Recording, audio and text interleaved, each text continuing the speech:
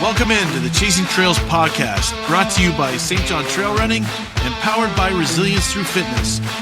Join two middle-aged dads as they sit down and talk trail running, life, and everything in between.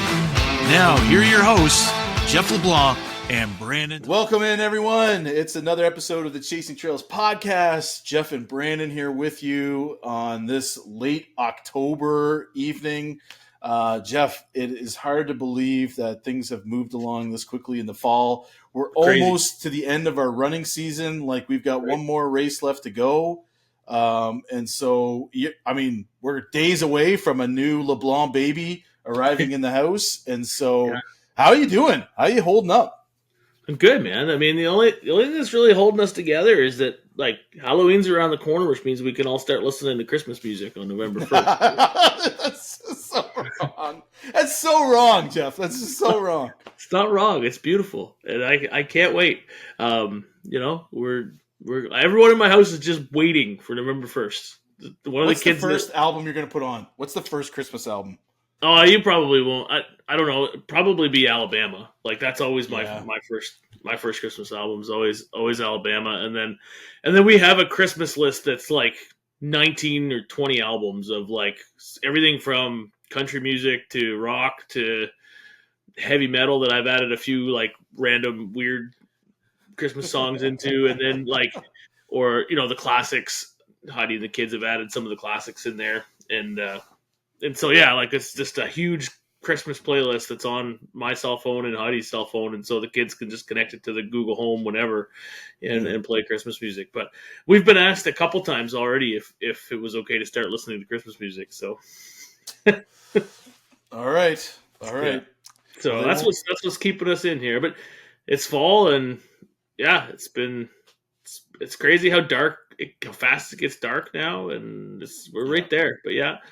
We're literally, at time of recording this, 3 sleeps away from an induction date. So, woo! All we are focused on right now is no kidding. Getting the nursery ready. My wife keeps giving me a hard time because I haven't packed my stay over bag for the hospital yet. I'm like, honey, it's okay. All I need is the Jays playoffs on the TV at the hospital and a coffee. Like, I'm not the one doing the work here. Like, that's right. I will bring as many pillows and bags that you want for yourself. I will make sure they land in your room at the hospital. But, like, don't worry about me. I'll be okay. But that's right. She is. She's always looking after me. I still remember I was watching the first Transformers movie when our first daughter was born. Like, I was just like, Natalie, could you keep it down? I'm trying to watch the movie here. Like, get you ice chips? What? It's this great time of this movie. Like, she was not happy with me, but it's past the time, that's for sure. But that's right. I mean, I wish there's still a part of me that wishes we were in the like 1960s. I was talking to someone about this at work and how I wish that some parts of life never progressed through the early 60s or whatever it was, when I could just go into a waiting room and have a cigar. Yeah, man. And wait for someone to come and tell me that everything's a boy or a girl. Yeah. Come look through the window at your baby. And be like, okay. So anyway, the girl at work I was talking to, she's got 3 young kids, and she was mildly offended and was like, yeah, well, clearly that's not happening now. Like, no, I'm in the room. I'm part of the process. I'm there to support and make sure that nothing too crazy happens. But part of me wishes I could just sit in the waiting room and yeah. Do you cut the cord? Do you cut the umbilical cord? No, man. No. You don't do that? No, I let doctors be doctors. That's the way life's supposed to work. Well, it's really not that intense. Like, it doesn't matter. It doesn't matter. They get paid a lot of money to do what they do, and I'm not gonna try to do their job. I cut some of our kids' cords, and I didn't cut some of our kids' cords. So it's really like cutting through a bungee cord. Like, that's what it feels like. Yeah. I mean, they ask me every time, and every time I'm like, nope, good. I stay at the top. I stay at the top of the bed. Like, I don't. You didn't even go down. Like, you don't see what's going on. No, man. No, I don't. I'm not interested. Okay. I think for the sake of the listeners, I'm not going to go into my stories with that, but I will understand there's 2 different worlds going on. The top of the bed is G-rated world, and like the bottom of the bed is like aliens and predators. R-rated, like your horror movies. Like, I mean, The Miracle of Birth and all that. Don't get me wrong, but it is like we should move on before we get. Yeah, man, I know my wife's hating this conversation already. She hates it. The way I describe it. Before we move on, the last thing my wife said to me before we logged on is let's not talk too much about my childbirth process on the podcast. I'm doing my best to keep it minimal here and talk more about what I do, in that I stay at the top of the bed. I'm the idiot who drinks the coffee and doesn't participate much. So you're getting into other stuff that I'm not allowed to get into. Yeah, fair enough. Natalie would hate that I would talk about it too. So we'll stay within the guardrails, and we will just avoid those. But if you want to talk to us about it at the race, that's a different thing, because we would. I'm an open book about it. Yeah, talk to Brandon. Talk to Brandon about it. If you start talking to me about stuff like that, I'm walking away. I'm out of there. Hey. Gone. Yeah, man. Yeah, it's great. So Jeff, we do have a race coming up. Bootstrap Boogie is just right around the corner. It feels like we just got over the Poly Peaks Pursuits, and then now here we're jumping right into the next one. Yeah. Really, the last one of the season, and a good way to kind of wrap things up, I think. Don't you?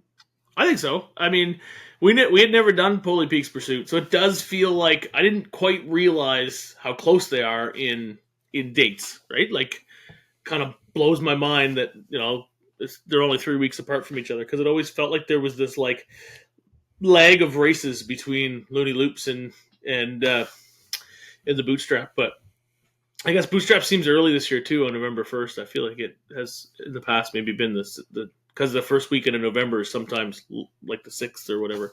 So I feel like it's coming up really fast, and I haven't ran since Poly. Poly was the first run I had done since Looney Loops, so we're gonna go do 17 kilometers. I should be fresh. Yeah, that's right. The taper is in full effect. The taper is in. So taper it's in September or August 18th. It's awesome.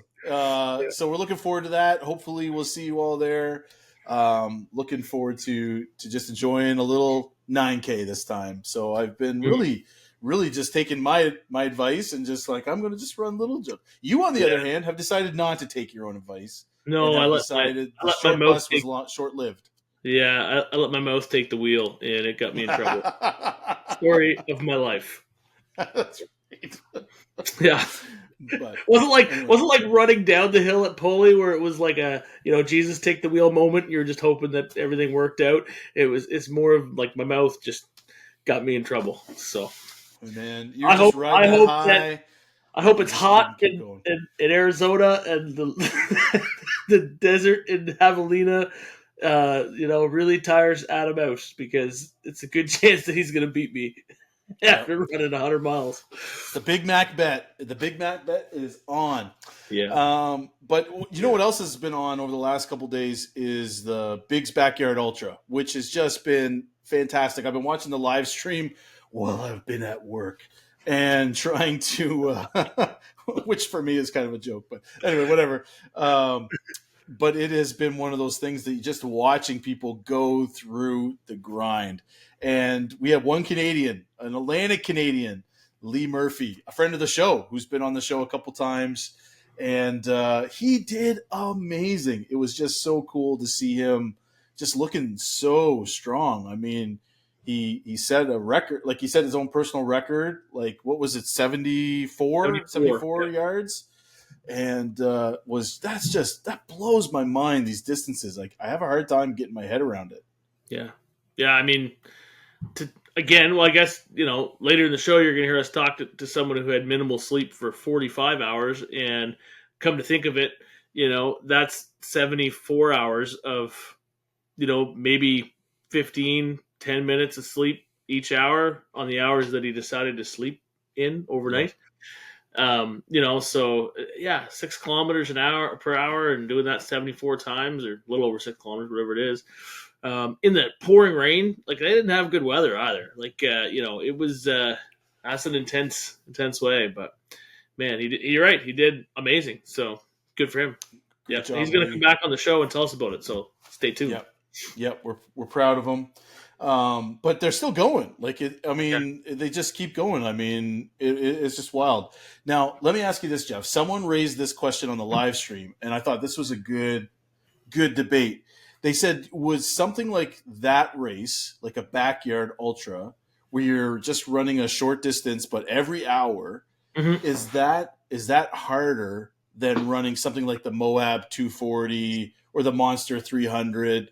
Something like that. Like, which will be harder, do you think? I mean, define hard. Like, it's all hard. Right? It's all hard, yeah, for sure. We're getting into, like, discussing whether, like, running 3 hours over, running 300 kilometers or 500 kilometers over 75 hours is more difficult than running, 240 over 10 days. Like, it's, I don't know. I couldn't even fathom which one is harder. I think they're just different kinds of hard. Different kinds of hard. In my brain, the further distance is harder in some ways. You know what I mean? Yeah. So I don't know if that's necessarily true. And, you have an aid station every time you come back after the hour. But the other thing is, too, you got to consider is getting up and going again. Like, that's hard. Sit down for 20 minutes when you're running a long trail race and take a break. And it's not like you can start early. You have to sit down for that 20 minutes if you're back 20 minutes early. And so, like, I know for me, like, my joints start to seize up and my brain, like, is like, oh, well, this is great. This is way more comfortable, So there's definitely an aspect mentally of having an end line. Like, we talked about how, running past the finish line at Poli was difficult to then have to go up the chute while you can see the finish line. You have to run past it. And that was only a 13K. And you're right. Mentally, it's like, frig, I wish that finish line was right here in front of me. And you're doing that every hour when you're running a big backyard. So, there's that mental aspect of just being comfortable and wanting to stay. At least in one of those big races, you might be at an aid station, but you're not home yet. You're not back. You still have to get back to your camp or back to the start line in some fashion, either on a bus, long ride, or sit at the aid station forever and wait for someone to take you. Like, so you might as well get out and keep going, right? So there's a mental aspect to those big backyards that are different than the big long races, I think. And so I don't know which is harder, but I think they each have their own difficulty. And I think the relentless nature of the backyards is hard. Like, you're going every hour. So whether you took 22 minutes to do that or 59 minutes to do it, right, you have to go on the hour. Now, if you're doing like a long distance one, let's say you're not feeling good or you've got a cramp or something like that, you can sit in an aid station for 20 minutes, 30 minutes until you're feeling better and then go again. Yeah. You can't do that in the backyard. You have to be ready to go in that hour. So I think that's harder. You also, like, in those long races, can rationalize how far you've gone versus how far you have left. But with no endpoint, with there being no actual finish, there's only one person left, you can't do that.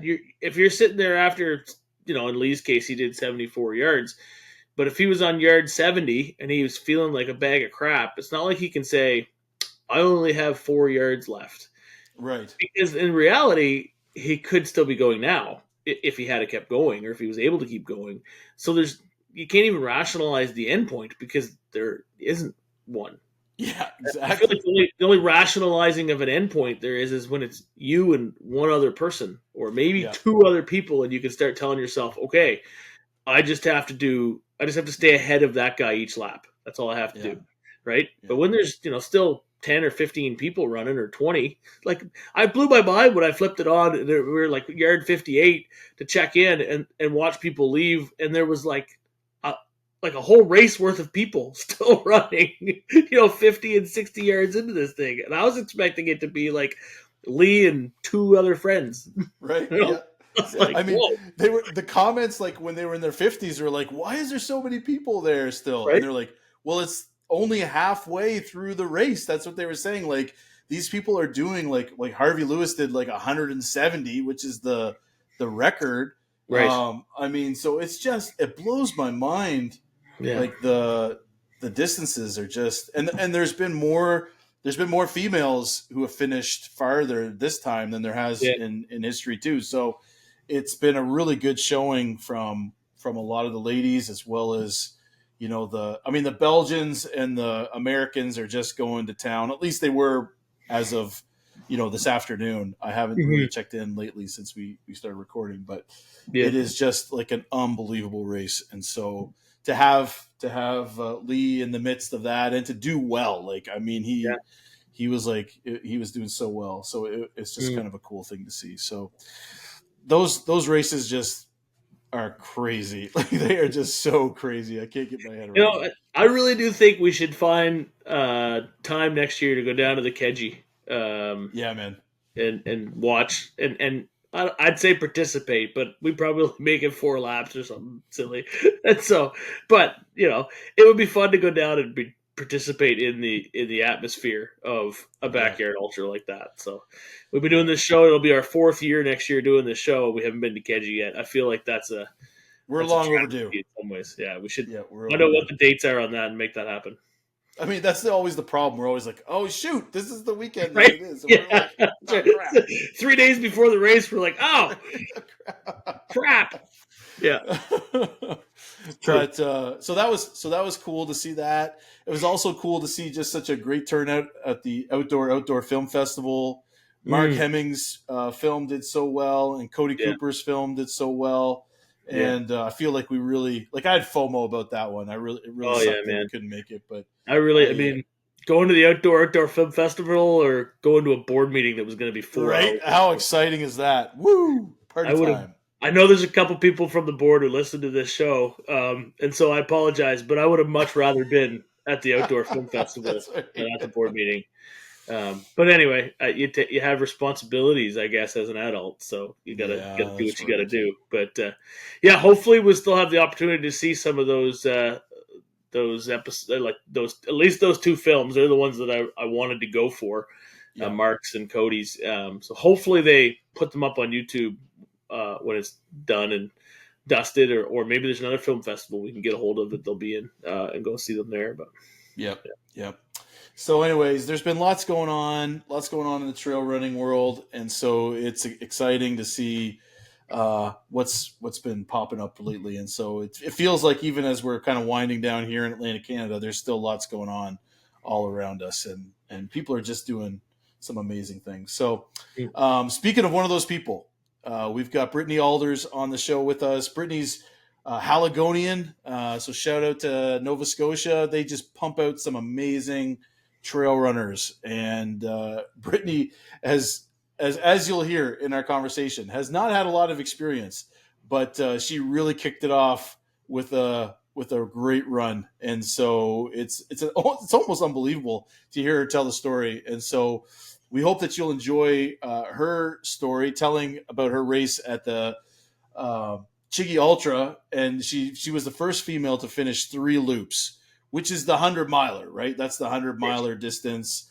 And she's the first female to ever do it. And she did it like it just seemed like she was just going to gut through it and get through it. And you'll hear, she tells it better than I do. And so we hope that you'll enjoy our conversation with Brittany.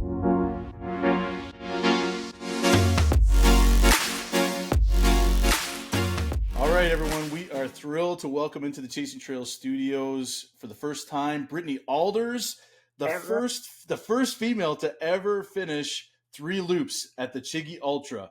And so thank you, Brittany, for coming on the show. We're thrilled that you're on with us. Thank you guys for having me. I appreciate it. Yeah, it feels like we're in the room with royalty, Jeff, doesn't it? Like, we've got this amazing athlete who accomplished this amazing run. But we're going to hear the whole story in a minute, Brittany. We can't wait to hear the story of your run and how you made it through. Because Chiggy is not an easy ultra to do. No. It scares me. Like, honestly, we were saying before we recorded, like, it is one of those ones where I'm like, I'm intimidated. I don't want to get bullied by the race, but it could do that. It's serious. Yeah, well, for like the first one going off, I didn't realize how difficult this one was going to be, but I found it real quick. Yeah, like this is your first ultra, right? This was your first trail race. Yes, it is. Yeah. Wow. Yeah.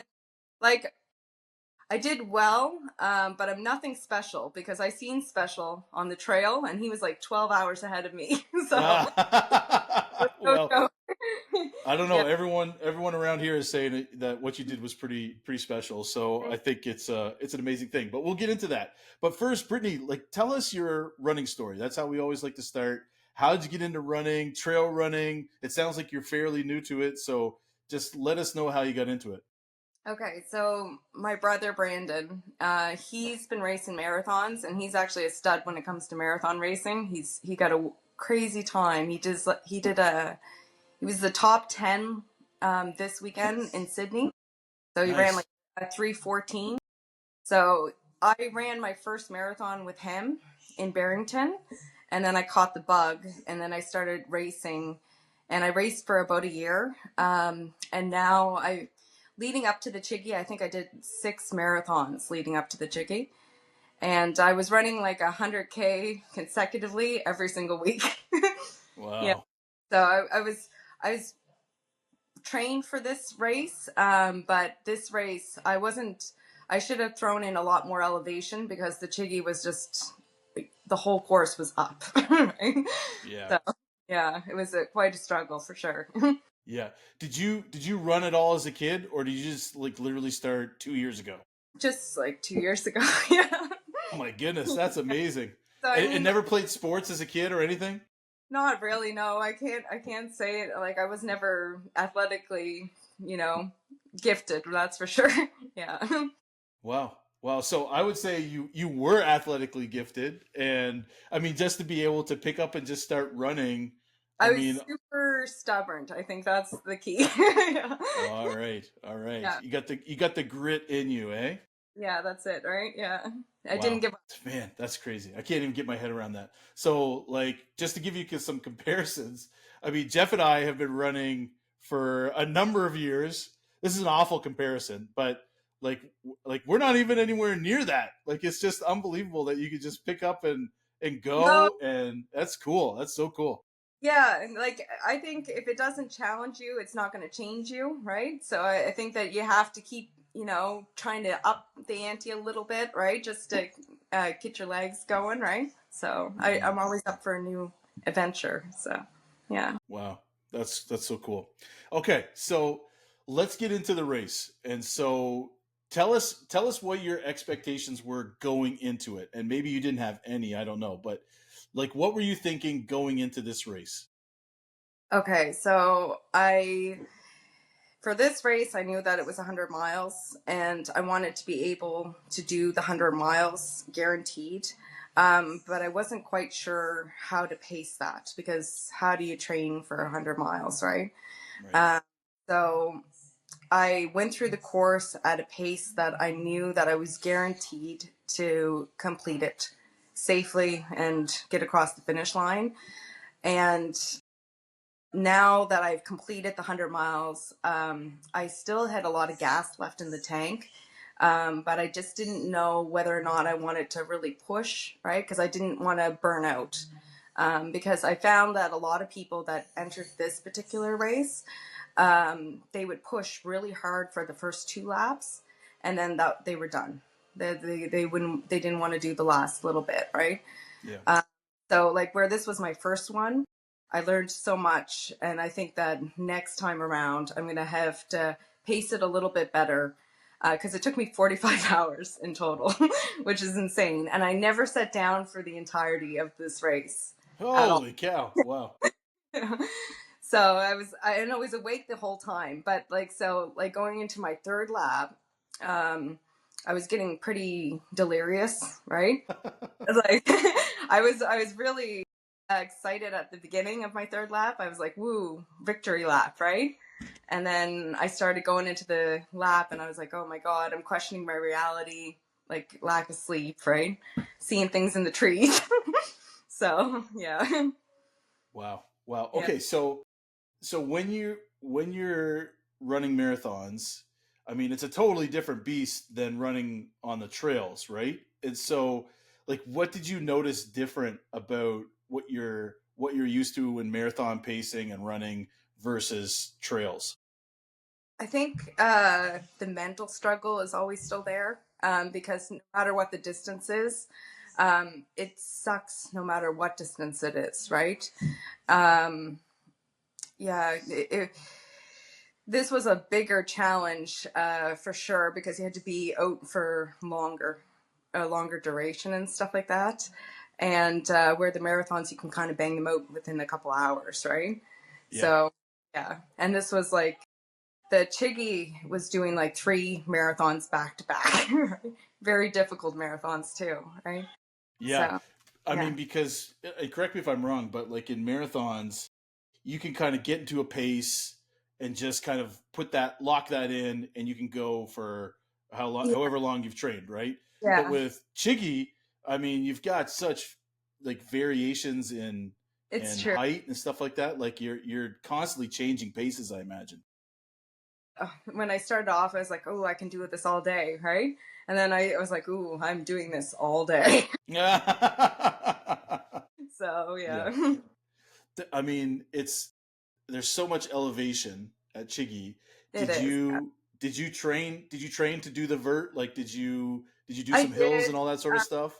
To a certain extent, but I think like driving up, because I drove up to the Chiggy, and just seeing it live, the hills and stuff, it's so intimidating, because when you get there, you're like, oh, you're really going up a mountain, right? And there's places on the course like Refugees Cove that you're practically vert, and you're just going up, right? And very difficult. You definitely need trekking poles for this race, for sure. Right? Yeah. Yeah. Yeah. Okay, so what were some of your biggest takeaways from doing the race? Like what were the So things? Okay, I need to remember this for the next time. yeah, so I had my brother with me for the first 2 laps, and we were buddies for the first lap. The second lap, it just all fell apart. We got in a huge fight. Um, realize that it's not a team sport, right? Because everyone has their different like pain thresholds and tolerance levels for this stuff, right? So I think that if I were to go at it again, I'd probably want to do it alone, more or less, right? He was a huge help, but again, I just don't think it's worth having teammates during this sort of thing, right?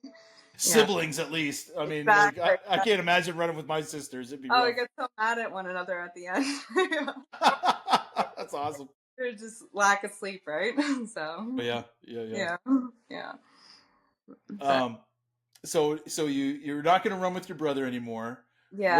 What else did you take away? You're going to do it by yourself. Is there anything else that you were like, hey, I got to do this differently next year? Well, another thing that I learned is that you have like these valleys and peaks throughout the entirety of the race, where you're feeling like super energetic, and you're like, "Ooh, I'm killing this," right? To "Ooh, it's killing me," right? Really, you go from one to another, and you have to kind of expect that in this kind of a race, that you're gonna have these periods of like pain and suffering, and you kind of have to just take it, but they don't last, right? And another thing is that if you let it go too long, just like I had, you're gonna have to deal with other things. Like I was starting to lose my perception of reality, more or less, because of the lack of sleep. Like I couldn't differentiate if I was just dreaming all this happening or if it was actually happening. Right? Yeah, Uh, wow. yeah. John, the race director, he towards the end, he had gave me a pacer, Katie May, which she was awesome. And she helped me guide me through the course, because I was physically able to do it still, but mentally I was just not there anymore. Right? Wow. Wow. I mean, just that lack of sleep would just be enough to really make it treacherous too. Oh, it was awful. But you did Yeah. it. But you accomplished it. Yeah. And Well, I kept asking Katie the whole time. I was like, "Are we doing this? Are we doing this?" Right? And she goes, "What do you mean?" Because I couldn't really figure out if it was really happening or if I was dreaming it. Right? Because I was just, it really plays with your head for sure. Yeah. Yeah. Wow. Yeah. And so will you go back to doing marathons again, or are you did you get the trail bug or what? No, I'm doing a fundraiser this weekend for Christmas Daddies, and that's a 50K run. And Nice. I'm going to do a few coming up in the springtime. So I have the winter to kind of train and prepare for this. The 50K that I'm going to do this weekend is going to be like my benchmark to see where I'm at, like as far as like pace goes. So I Yeah. want to take this one out as quick as possible and then kind of work on it throughout the winter so that when I come back in the spring, you know, I'll be, ready to go. Yeah. Yeah. Are you ready to tell us what races you're going to commit to in the spring yet? Yeah. So I'm going to do the Rascally Rabbit. Oh yeah. And then I have my name on the wait list for Capes 100. So I'm going to do that. So, yeah. I mean, Capes 100 is another one that just It's scares another, the life but out of me. It's so scary. I'll be honest with you. After the Chiggy, I really don't think anything can intimidate me anymore. It was grueling for sure. Like just the start time where they start you off at midnight and you're in the dark, like messes with you. Yeah, Yeah. yeah, yeah. Yeah. No, it's one of the ones they're kind of like two peas in the pod in my mind. Like those ones both like they're big boys, big boy Yeah. races. So That's that's good. separate, or the boy from the men, right? Yeah, that's right. It was Yeah. true. Or the ladies, from the girls. Yeah. So that's fantastic. Okay, so if if you've had some time to think about it, you probably had a little bit of time to reflect about what you've done. Hmm. Um, did anything like shape you? Did you learn anything about yourself? Did anything kind of reveal itself as you were going through your three loops? I mean, it's a historic thing to be the first one to do it. Um, did you learn anything about yourself from doing it? I did. So before the race, I kept saying that I thought that I was going to be able to do it on my own, and that's simply not true. Because I had my husband crew for me. He's helped me tremendously through the whole thing, and he actually broke his leg really badly a week before the race, and we were gonna cancel just flat out because like he had to have surgery and everything. Mm, Came out anyways and helped support me, help crew me and my brother. And I realized, and people like Katie May, she was the runner that helped pace me through the final section. The volunteers at all the aid stations, all these people made this a great experience for me, and I wouldn't have been able to do it without them, right? So it's the support of others that helps you carry you through this sort of thing, right? For sure. yeah, absolutely. And it's like you're talking about how like you want to do it by yourself, and that's I understand what you're saying, but it's also like a team sport in the sense that you Yes. need those people around you to succeed because they're the ones Think who you're are. tough until you get put in one of these positions and you're like, "Oh, I need help." That's right, right. You get to see what you're really made of True.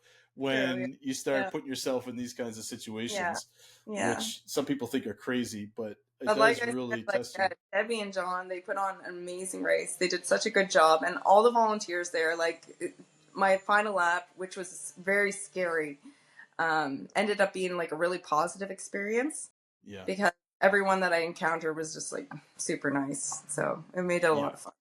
yeah, Yeah. yeah. Deb and John do run a great race. We really appreciate the Collicots and all that they do, and they Yeah. have a great group with them too. Like when they volunteer, when we did Wentworth, we noticed that too. There's a lot of great volunteers involved with it, so It was. Yeah. they do awesome. Like I was where I had done the course, it was like 45 hours.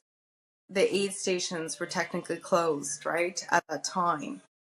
So if I were to do the final lap, I would have to do it without any aid, right? But Yeah, some of them stayed open late in order to help me, which is just, to I can't say how much I appreciate that to help me accomplish such a goal. Like I was very appreciative of it, for sure. yeah, yeah. Yeah. They're great. They're great folks. Um, so Jeff and I both have big families. We both have all daughters actually, and young daughters, and some of them are getting into trail running. And when they look at what's going on, like we look at the way women are running in the sport right now, it's unbelievable in historic time. What would you say to them? What piece of advice would you give them, or what words of encouragement would you share with them that we can pass on and that our listeners can hear? That would be something that you've wanted to share with them. Well, see, that's a hard one. I know. Yeah, geez, put me on the spot there. I just think that if you try hard and you put your best effort forward, there's really nothing that you can't accomplish. Like I said, I'm nothing special as far as running goes. I really don't have any talents when it comes to running. And I'm almost 40, right? But it's just the work ethic. Like if you commit to something and you give it your best, you're going to have a good outcome no matter what, right? So as far as women goes in the sports, I think that for any ultra marathon, you run the first 2 laps with your feet, and the third lap you're going to run with your heart, because you're not. So that's where the men and the women kind of even out come the end, right? Because it's just, it comes down to grit and who has it, right? So yeah. Our one of the guys that we hang out with and know quite well, Mark McColgan, he's the head of St. John Trail Running. He always says that girls are better runners than guys because they have, like, their pain tolerance is so much higher than guys, and they can just grit it out better than a lot of guys can. And I think there's some truth to that, because the men they have such strength as far as even in marathons, like they have this really explosive strength they're so much faster, right? But sometimes that burns out, right? Where if women, I find they pace themselves really well throughout the entire thing so that they don't burn out, right? But I have to work on that. That's one of the things that I'm trying to work on right now, is trying to push a little bit harder, because I want to get the speed up. Because in order to do some of the bigger races, they're on a time crunch, and you have to be within the time crunch, right? So yeah. All right. Last question for me, and then maybe Jeff has one. I don't know if it does or not. But how do you feel about being the first woman to do the 3 loops? Like, does that register with you at all? Is that something that you carry with you, or is it just something that you've done? As far as it was my first one that I've ever did, and it was a pretty hard race to do. I feel pretty proud, considering I'm going to be 40 soon, right? So I'm not getting any younger, right? So I've only been doing this for 2 years, and I'm only going to get better with training and practice. So I'm pretty happy about that, right? I'm going to put that one in the bank. Yes, for sure. Sure. That's awesome. I mean, congratulations. It's amazing. Thank you very much. Yeah, thank you. Jeffrey, you got anything to say? I don't have a lot, other than I'm just sitting here thinking I hiked the Chiggy years ago, and I registered to do a 3-lap race and didn't make it, and I still can't even fathom people running 3 laps of that course. Because it was crazy. There was a man on the second lap. We passed him going into it, and he had a big gash on his forehead, broken nose. The trail itself is super technical for anyone that wants to sign up for it. There's lots of roots, rocks, and you're basically on a Billy Goat trail the entire time. Yeah, absolutely. And in the dark, right? So hard. In the dark with a lack of sleep. Who drove you home after 45 hours of being awake? Obviously you shouldn't have been behind the wheel. Yeah, exactly. Your whole team, you should have been exhausted. I kept saying to myself the entire time, I'm not crazy. Yeah. I can't even it just blows my mind that you accomplished that after only running for 2 years. Yeah. Kudos to you. That's awesome. It's only going to get better, right? So it's only up from here. You're talking about turning, for sure. Turn 40. You got lots of Lots of life left. Absolutely. I want to celebrate my 40th, like in one of these races, doing something really great to bring it in properly. That's my ultimate goal. So I'm going to work towards it all winter long. Right? I'll come back in the spring. That's awesome. Yeah. Fantastic. Well, Brittany, we're going to keep our eyes open for your next couple of races because I think like you started off with one of the hardest ones. So, I mean, it's only going to go up from there and really it's an encouragement to a lot of the ladies out there who are running and giving it their best. And so thanks so much for taking the time to be with us. We really appreciate you sharing your experience. Thank you. I appreciate you having me on. Yeah. Awesome. Thank you. Yeah. Thanks. All right, Jeff. That was a great conversation with Brittany, and I just keep thinking, like, can you imagine, like, just getting into trail running and then just, hey, let's go for 100-miler. We're just gonna go for that first shot. That's what we're gonna do. Yeah, no, I can't. I mean, no, she did a marathon, or her brother ran marathons, but yeah, it just makes no. I can't compute it in my brain to be like 2 years into running, had never done anything more than a marathon, and then did 3 back-to-back marathons in the worst terrain known to man.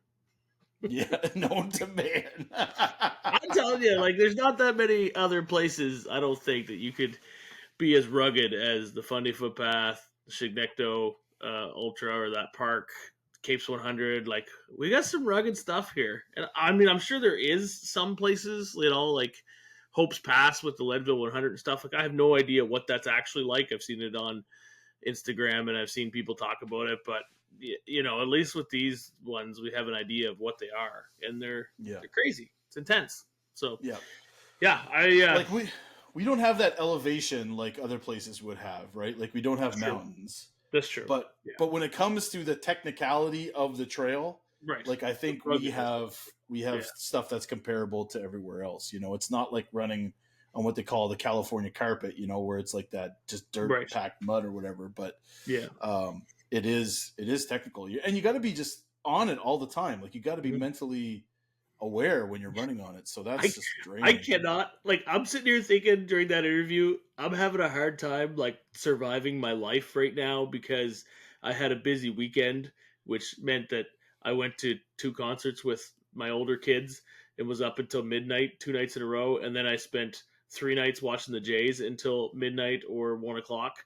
And had to get up at my normal time, but I didn't get up at my normal time because my wife, all of those mornings pretty well, got up before me, although she's 39 weeks pregnant, and let me sleep until 7 or 7:15. Like, we have that chat group go with Adam, and often you guys are like, where's Jeff? Why isn't he up yet? What's going on? And usually I was up early, but I was sleeping in. And so I'm sitting here thinking, she was awake for 45 hours straight. I don't think I could function. Like I have a hard enough time functioning, just like I said, on 7 hours of sleep, or 6 hours of sleep, whatever. And I have other friends that, cheer for out west sports teams and they stay up late all the time. And right now, one of them, Andrew Sabian, Andrew, he likes to give anyone a hard time during the right opportunity, which we're all like that. So that's how we get along. But he was ripping on me for a week because I made one comment about how tired I was after a Jays game and how crazy it was that I was staying up until, 1 o'clock when he stays up till 3 a.m. to watch, Edmonton Oilers playoff games. And it's I don't know how he does it and goes to work the next day. Anyway. That's not about trail running, but yeah, that part of her story blew my mind that she was finished 2 laps and then was like, oh, I'm going to go again and make this race 45 hours long. Crazy. I don't think I've ever heard of anyone staying up that much in a trail race. Even the ones that are doing the big ones, the 240s and the 300s, they're grabbing naps. They're grabbing 15 or 30 minutes, somewhere, or take a dirt nap on the trail. That cannot be good for you to stay up 45 hours. I can't even stay up 24 hours. I'd be toast. I'd be a zombie. Man, the craziness of it, because even your standard 100-miler caps out at 30 hours. So you're pulled off the course if you're not going to make the time cap. So most people who aren't going to make the 30 hours weren't out there for 30 hours because someone at an aid station was like, hey, you might as well not bother because you're going to get pulled off at the next aid station anyway. So, you know, take the bus home. You know what I mean? Like, that's right. And we were talking earlier this week because of my escapades with sports and staying up late about, remember back in the day when like UNICEF would do like the 30-hour famine? Yes. World Vision. That was World Vision. World Vision. You would not eat for 30 hours, but you would also stay up all night because your school would have like a lock-in or like a whole night thing. Man. And you'd go all night long and you'd go 30 hours with no food. Like, I remember my parents must have hated me for like a week after that because it would have taken me a week to recover the sleep. And then I don't know if any of you guys have been around me when I'm hungry, but it's not a fun time either. So like, it's 30 hours. Anyway. Yeah. We would always like when we did the 30-hour famine, we would do like juice. You could have like juice or water or one of those things. So I always felt like we were like hedging a little bit of the fasting part of it, but just living on Welch's, just buckets of Welch's everywhere. Right. Just give me the orange juice. Just hit me up with that, And we'd always have like the greasiest breakfast to break it in the end, but or a big pizza party or something like that. Oh yeah, it was definitely not the way to do it. Always felt so sick after that pizza party. Anyway, back on track. I really appreciated what she had to say about if it doesn't challenge you, it doesn't change you. And I feel like in some ways I've lacked that sort of attitude in my training that, oftentimes I'll train, you train for Rockwood or you train for like a big race and you get the training done, but are you really using that time to challenge yourself like really hard so that you actually, get molded into someone who can do 45-hour runs? Yeah.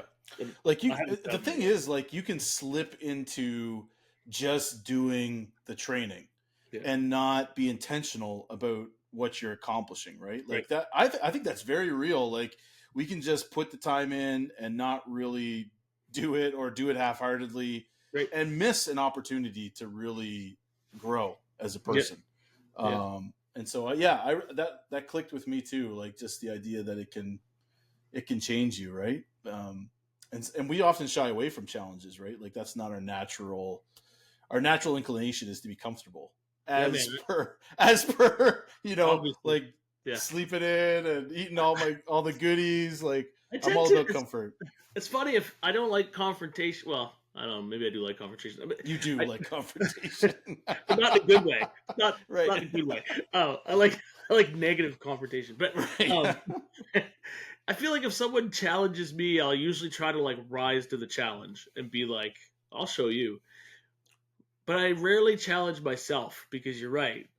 If I try to challenge myself, I'm always just like, I'll just go sit on the couch for a while until that passes. My dad used to tell me as a child all the time, and he hated running, still wouldn't. And he said, like, if you ever feel like going for a jog, just take a nap until the feeling passes. Like that was his motto as a young person.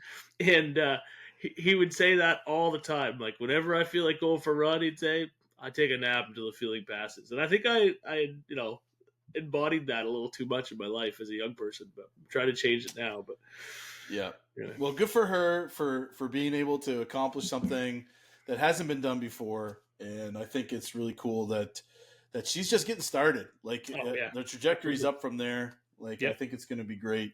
Mom with 2 kids, and trying to balance that all out. That's an amazing accomplishment to work through. And it sounds like she's going to have a great training season over the wintertime. So it's an inspiring story for all of us, whether we're, been running for a while or just starting into it. So that's a pretty cool thing. Yep. Well, Jeffrey, I believe that's all for now. We've been inspired. We're ready to tackle the next big challenge in our lives. Mm-hmm. That's going to be a baby for you. The next time we have a conversation, you're going to have a baby. That's so exciting. Yeah, I should. Yeah. Should be good. Did you guys get the name picked out? Like you settled on the name? You don't have to tell us, but would you have it picked out? It's all picked out, but it's a big secret until all right. So all the immediate family and her sisters know, and then we can go wide with it. So all right. If you're not immediately related to me, but you follow this show, you'll probably find out with everyone else when it goes on the Instagram. those who are a little closer will find out slightly sooner, within seconds of it going on Instagram. There you go. Yeah. Well, if you want me to come up and bring you a coffee, just let me know. And I was there for one of the babies being born. Yeah, it's true. I met you in the hospital. That's right. That's right. Yeah, I dropped off a coffee at the hospital. Yeah. Which baby was that? You were trying to pretend like you weren't going to an interview, but we both knew you were, and I knew where you were going, and you were like, "I don't know what you're talking about." I was like, "I know." You were trying to pretend like it wasn't a thing. Was that what that was? I was going to find out where I was coming. Oh man, yeah, that was a while ago. Yeah, it was a long time ago. Yeah. That was Adeline. Was that was the was first, it Adeline? I think it was the first baby we had here in New Brunswick. So either Adeline or Nora maybe, but it was a while ago for sure. Yeah. Well, that was a good coffee. All right. Well, everyone, we'll congratulate Jeff and Heidi the next time we see them, and we should be able to have a normal schedule. We'll leave that up in the air. If you don't hear from us the week after, it's because Jeff's trying to keep it all together. But in the meantime, everyone, hear from us next week. Come to Bootstrap and see if I show up, and then if I do, you'll hear from us the week after about how I'm in trouble for going to Bootstrap, and I'll tell you how my race went. That's right, the Big Mac Challenge. All right, everyone, keep on chasing the trails.